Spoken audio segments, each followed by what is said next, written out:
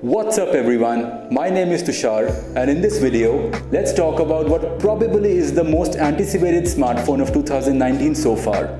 It's the Xiaomi Redmi K20 Pro.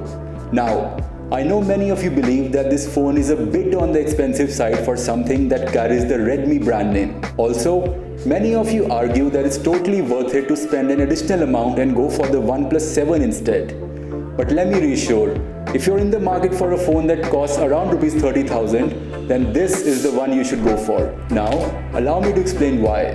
The Redmi K20 Pro is actually a very premium feeling phone. In fact, it might be a flagship killer, but its in-hand feel is like that of a proper flagship. The phone has a 6.4-inch AMOLED screen which is truly bezel-less, so no notch or hole punch. The panel quality in itself is very good. The colors are bright and vivid and the sunlight legibility is very good. So if you watch a lot of Netflix on your phone, then the K20 Pro should keep you happy. And now that we're talking of media consumption, you should know that the good old 3.5mm audio jack is very much there and accounted for. So an area where I was expecting things to be a bit rough on this phone was in terms of its camera performance. Generally, I've seen that value for money smartphones don't really excel in terms of camera performance. For instance, in my very recent OnePlus 7 Pro review, which you can see on the channel by the way, I clearly pointed out how disappointed I was with that phone's inconsistent camera performance. However, the K20 Pro's cameras pleasantly surprised me. The photographs taken by this phone's 48 megapixel primary camera may be a bit oversaturated, but they are full of detail nonetheless.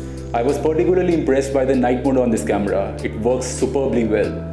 The videos taken with the K20 Pro's primary camera are also full of detail. There is no OIS here, however, the videos are still decently stable thanks to the electronic image stabilization. Accompanying the main camera are telephoto and ultra-wide-angle lenses, which take good enough photographs in well-lit scenarios. Like most new smartphones, the K20 Pro also has a pop-up selfie camera. In fact, this 20 megapixel camera also has cool lighting effects around it. The photographs taken with this camera are good enough, they are passable. If you're looking for absolutely the best selfie shooter around, then no, this is not it, but still, it gets the job done. It is worth noting that the K20 Pro is the cheapest smartphone in India with a powerful Snapdragon 855 processor. And while its starting price might be affordable, the overall performance is a no-compromise one. It performs like a true flagship when it comes to raw horsepower. In fact, for PUBG players on a budget, this is the most powerful phone you can buy for under Rs 30,000. The K20 Pro runs on Xiaomi's MIUI 10 built on top of Android 9 Pie. Now, even though MIUI is a very heavy custom Android skin, its optimizations in terms of speed and RAM management are very good. So, speed is not an issue here.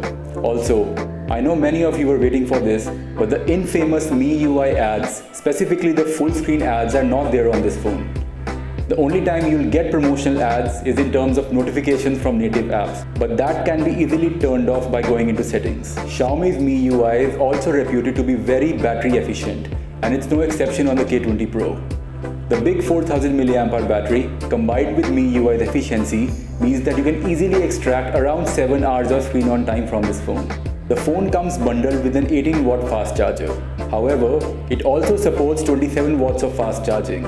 For that, you have to buy the optional adapter from Xiaomi's website, which costs Rs 1000. So if you watch a lot of Netflix or play a lot of PUBG, then the 1000 rupees investment is totally worth it. So in terms of full flagship grade features, you must note that this phone does not come with wireless charging, neither does it have any official water resistance. However, for a phone that starts at Rs 28,000, I guess you can overlook it. A slightly disappointing thing is that the Chinese variant of the K20 Pro comes with NFC as standard, but that has been given a miss on the Indian variant. So, should you spend the extra money and buy the OnePlus 7 instead? Well, if smooth software is your absolute priority, then obviously MIUI cannot beat Oxygen OS. In all other departments, the Redmi K20 Pro is a vastly superior phone. It has got a much better camera performance, a screen with no notch, and a bigger battery. So even if you're mad about the fact that the K20 Pro will cost you less in China than what it does in India, the truth is, as per the Indian market, it still makes up for a brilliant value for money buy.